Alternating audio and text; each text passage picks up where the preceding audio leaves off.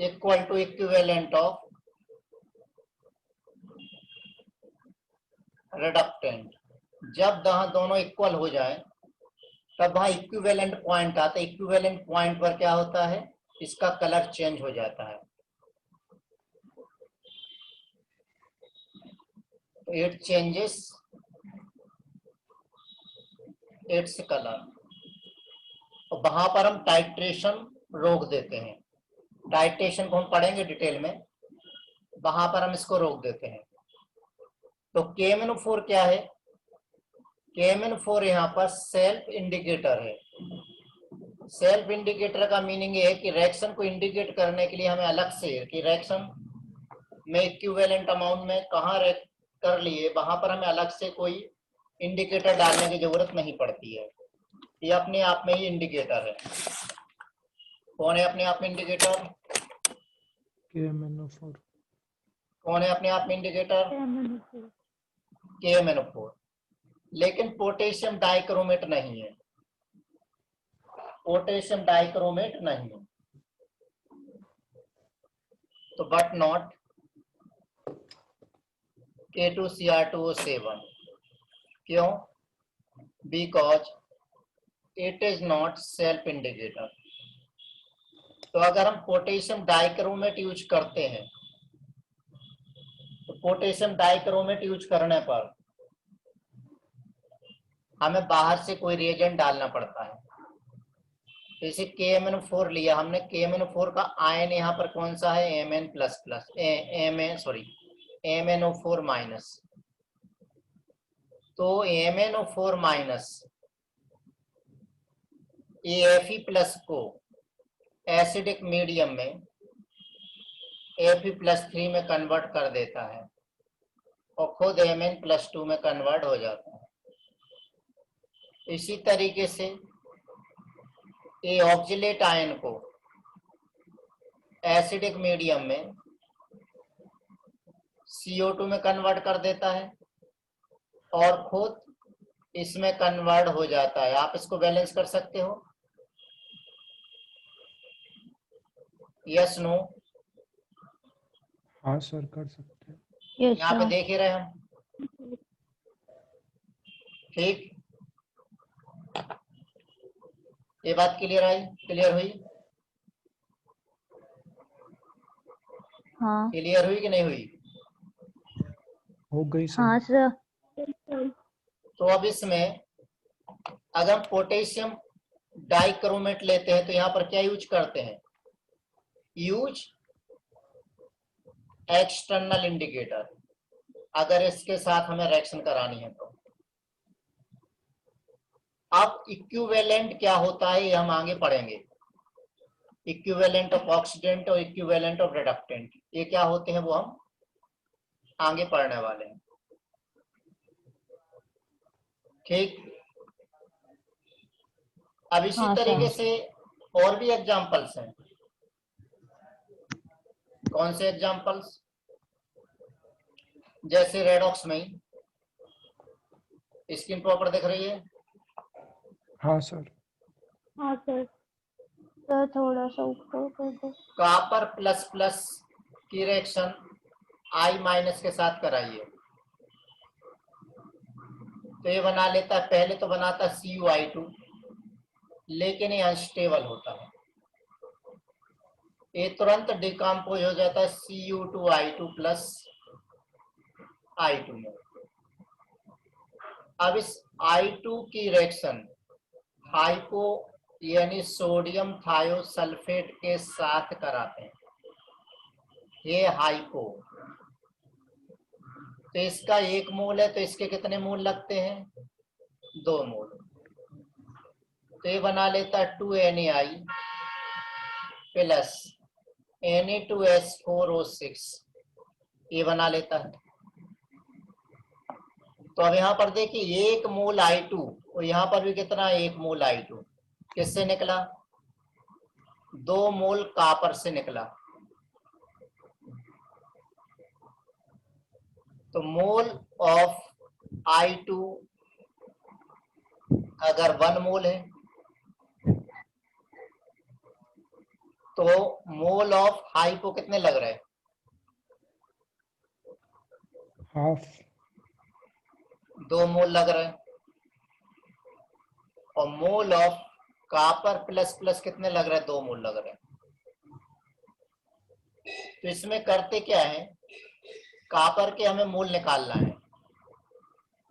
तो 2 मोल hypo use हो रहे हैं। 2 मोल हाइपो के लिए कॉपर के कितने मोल हो गए? 2 मोल कॉपर। तो 1 मोल हाइपो के लिए हमें 1 मोल कॉपर मिल लगेगा। क्या ये बात समझ में आई? भाई आयोडीन कितना निकला हमें नहीं मालूम, हमने हाइपो से चेक कर लिया कि अच्छा आयोडीन हाइपो इतना लगा। तो रिएक्शन मालूम है कि अगर हाइपो के जितने मोल लग रहे हैं I2 के उतने आधे मोल लगेंगे, और जितने I2 के मोल है उसके डबल क्या है? कॉपर के मोल है। इस तरह से हमें कॉपर के मोल पता लग जाएंगे टाइट्रेशन में, और ये हम जब डिटेल में पढ़ेंगे तब क्लियर हो जाएगा।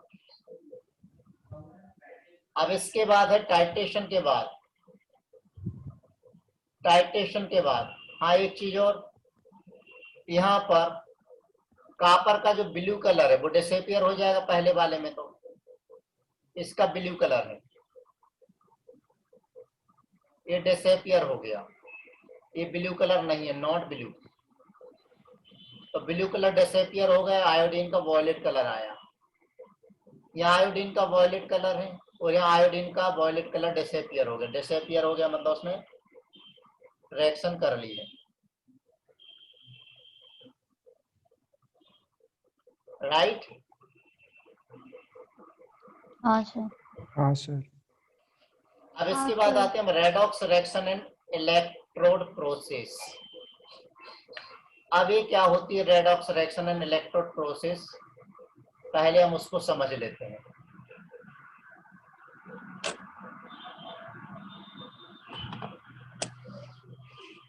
तो देखिए यहाँ पर 2 टाइप के सेल होते हैं। एक होते हैं इलेक्ट्रो लाइटिक सेल और दूसरे होते हैं electrochemical cell.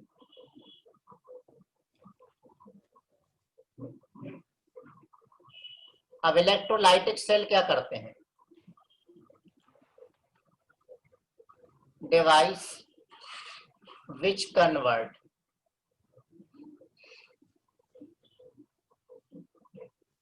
electrical energy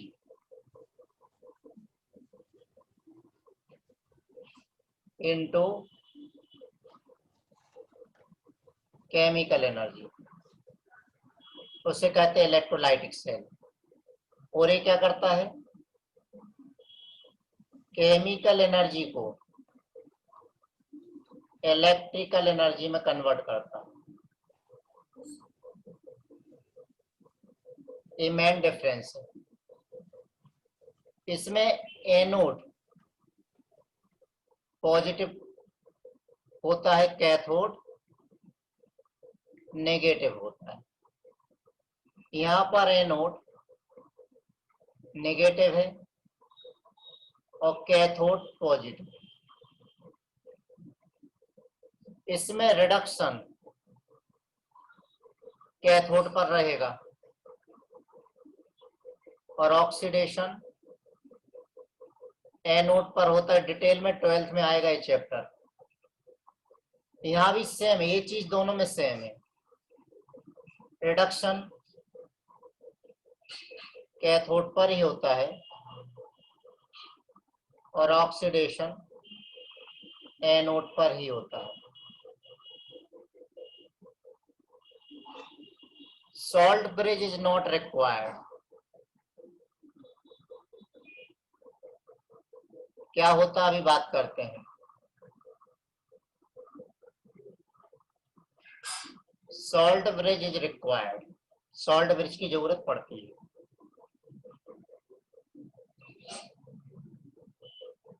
electrolytic cell की रिएक्शन अपने आप नहीं होती है।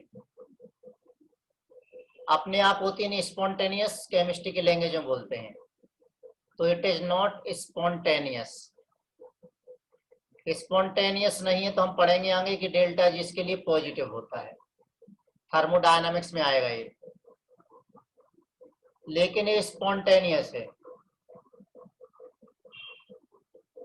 तो इसके लिए डेल्टा जी नेगेटिव होता है। इलेक्ट्रोकेमिकल सेल का एग्जांपल क्या है? जो हमारे साधारण सेल है ना, बैटरी सेल या बैटरी, वो इसके एग्जांपल्स है। और इलेक्ट्रोलाइटिक सेल में जैसे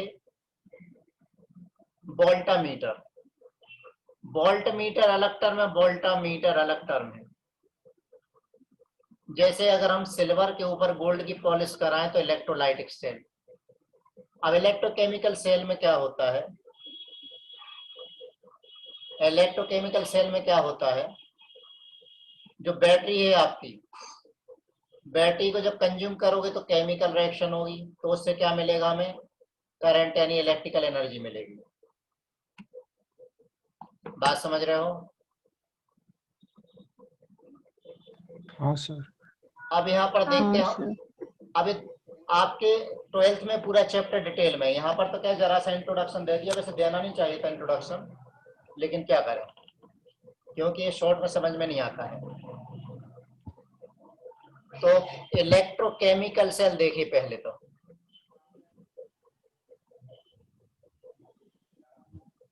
इलेक्ट्रोकेमिकल सेल दो हाफ सेल से मिलकर बना होता है, एक लेफ्ट हैंड में, लेफ्ट हैंड साइड, और एक राइट हैंड साइड। ये left hand side, right hand side, इस पर ऑक्सीडेशन होता है और यहाँ रिडक्शन होता है। ये एनोड है और ये कैथोड है। ये नेगेटिव पोल कहलाता है और ये कहलाता है पॉजिटिव पोल।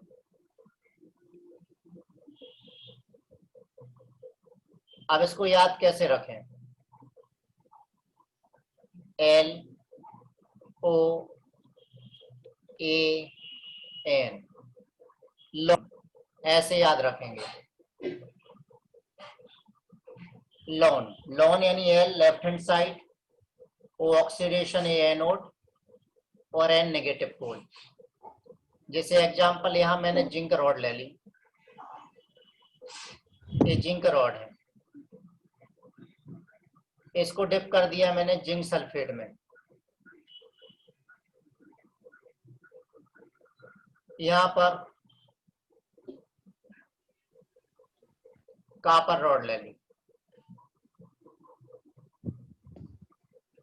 तो इसको डिप कर दिया कॉपर सल्फेट में। अब दोनों को कनेक्ट करने के लिए यहां से प्लेटिनम का वायर लगा देते हैं। ये गैल्वेनोमीटर है जी, गैल्वेनोमीटर, ये प्लेटिनम वायर है। लेकिन अभी भी सेल कंप्लीट नहीं हुआ है। जिंक पर कौन सा चार्ज है? यहाँ पर नेगेटिव और ये पॉजिटिव। सेल अभी कंप्लीट नहीं हुआ है, तो कंप्लीट करने के लिए यहाँ पर एक यू शेप ट्यूब होती है, यू शेप ट्यूब है।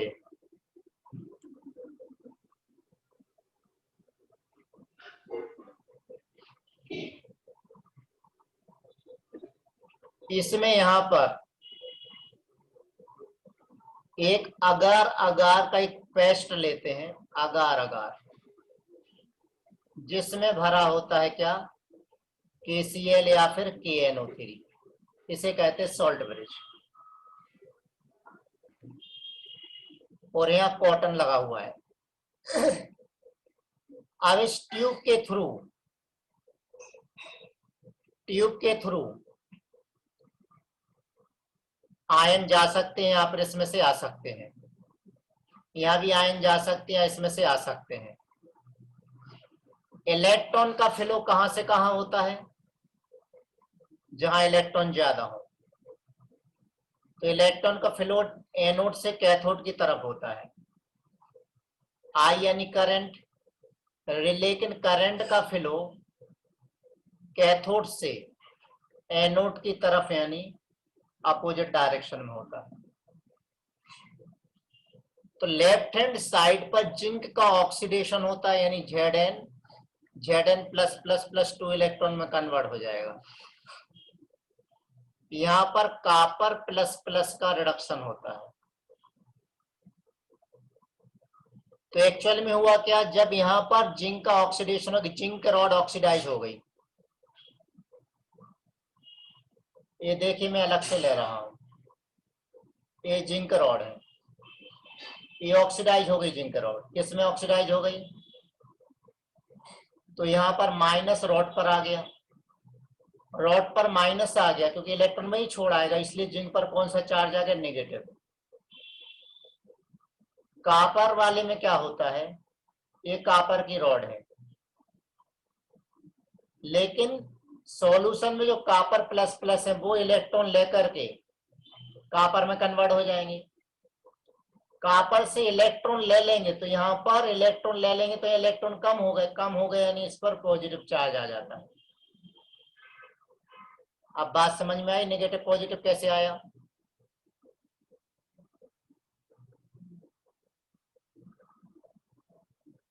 क्या सेंटर फेस खा के आया सब। No sir.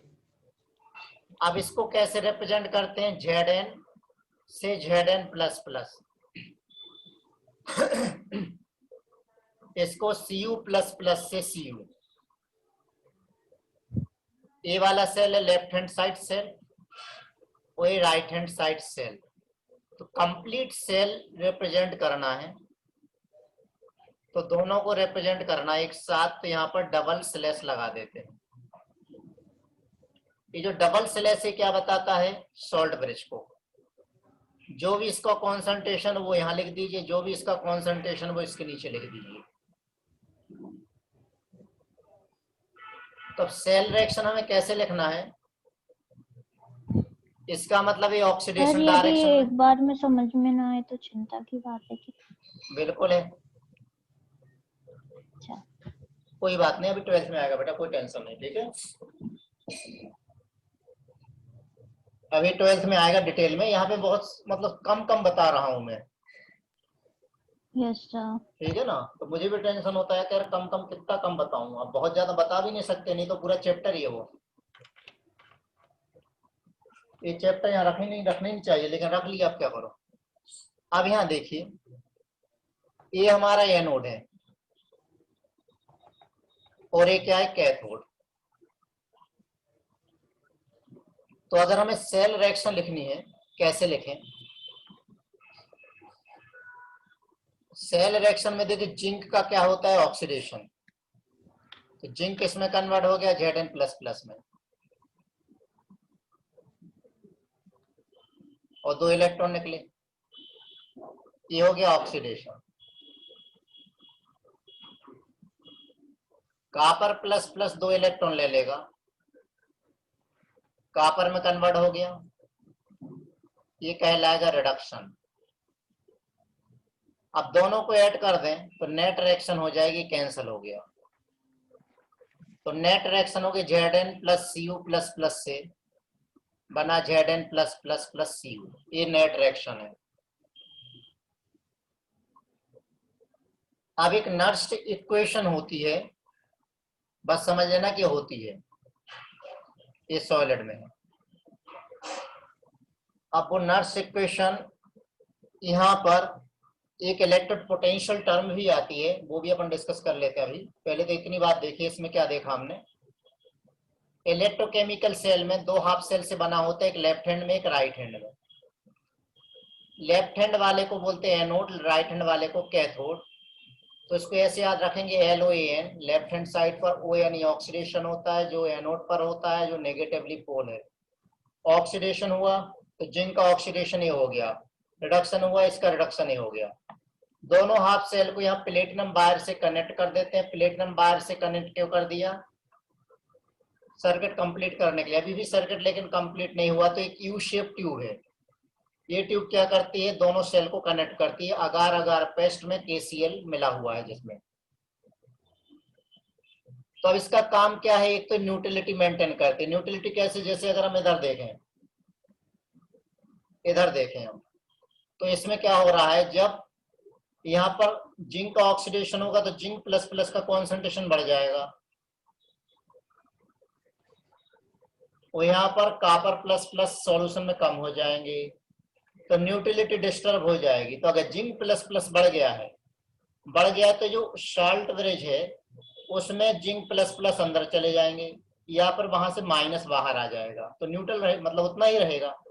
यहाँ पर कॉपर प्लस प्लस कम हो गए तो या तो कुछ पॉजिटिव सॉल्ट ब्रिज में से अंदर सॉल्यूशन में आ जाएगा,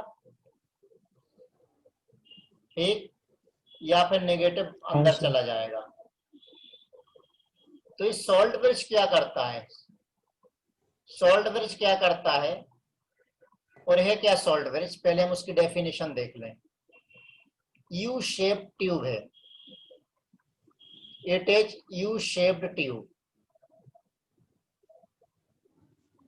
containing KCl or KNO3 in agar agar paste। ठीक, ये वीडियो चल ही रहा तो बंद ही कर देता हूं। अगार अगार पेस्ट क्या करता है, ये सॉल्ट ब्रिज फंक्शन क्या है, इट कंप्लीट सर्किट कंप्लीट कर देगा। Number 2, it maintain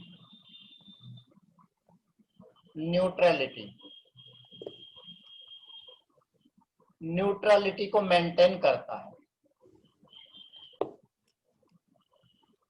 number 3,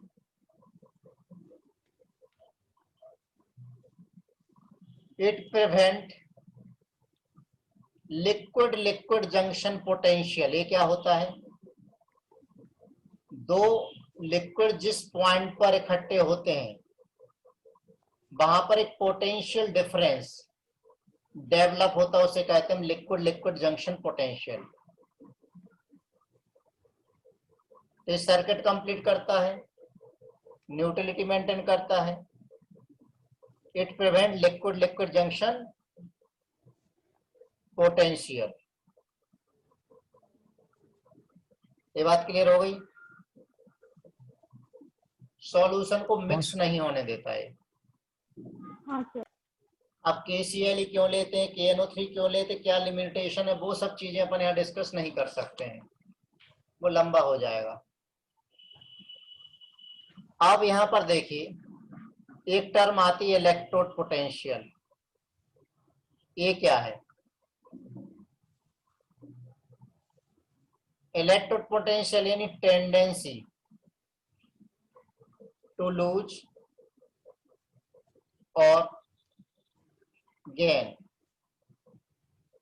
electron by electrode when it is dipped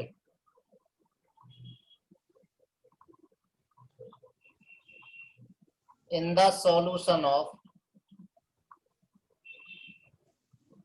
its own ion। क्या मतलब इसका, ये इलेक्ट्रोड है, कोई रॉड है, ये मेटालिक रॉड है, मेटालिक रॉड खुद के आयन में डूबी हुई है। तो अब या तो ये हो सकता है कि मेटालिक रॉड इलेक्ट्रॉन लूज कर दे,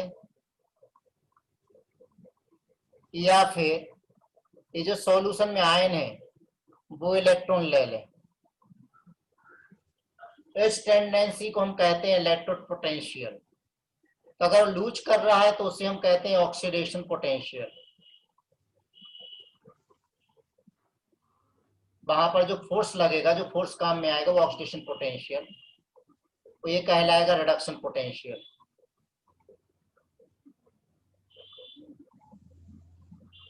अब यहाँ पर एक टर्म और आती है स्टैंडर्ड इलेक्ट्रोड पोटेंशियल। अगर स्टैंडर्ड कंडीशन में ये चीजें पता की जाए,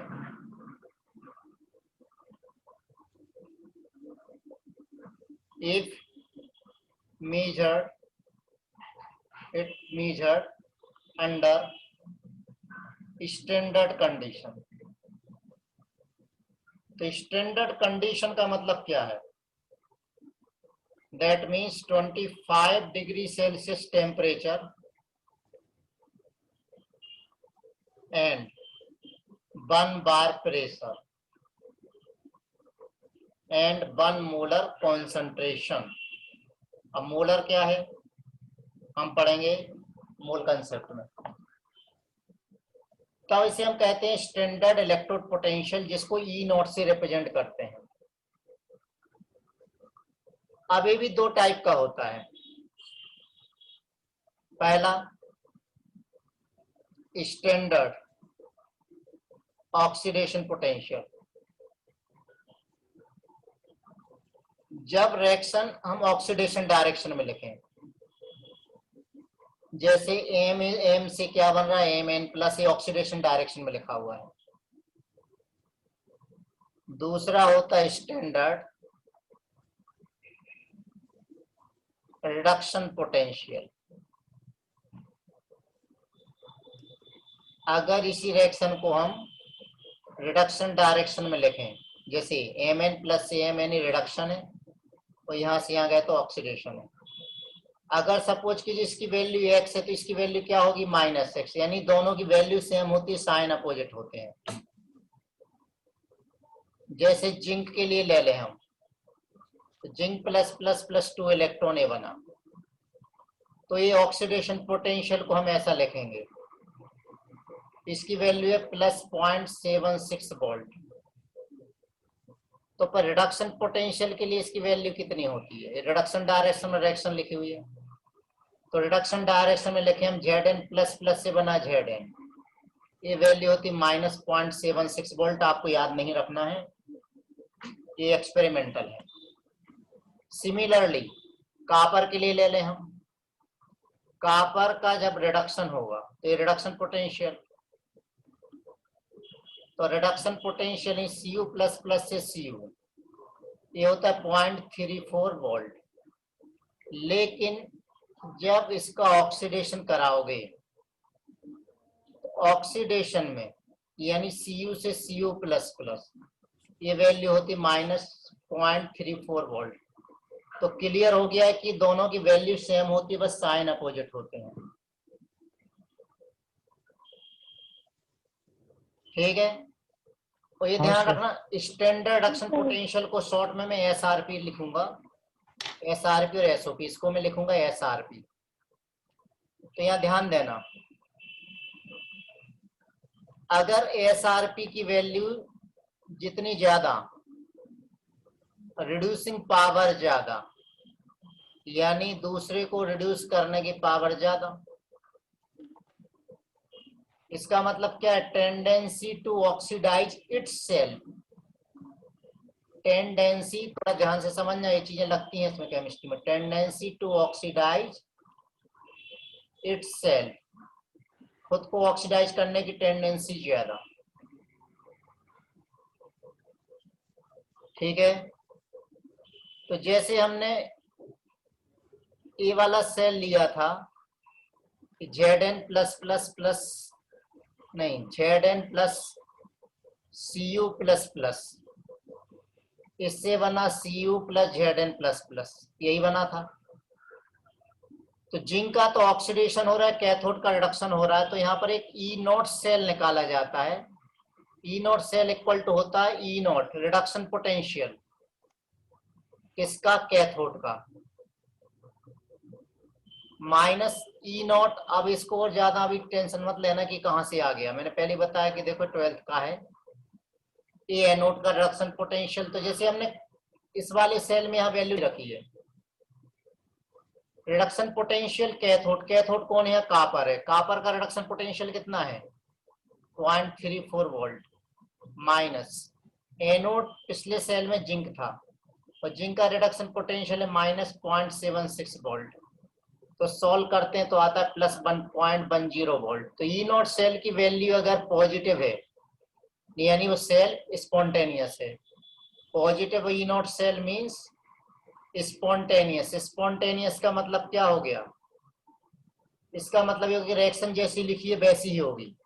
वैसी होगी अगर मैं इसको वर्डिंग में बात करूं, वर्डिंग में बात करूं कि क्या मैं कॉपर सल्फेट को जिंक के रॉड से स्टिर कर सकता हूं?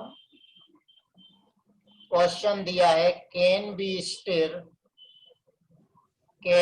Stir copper sulphate solution with zinc rod.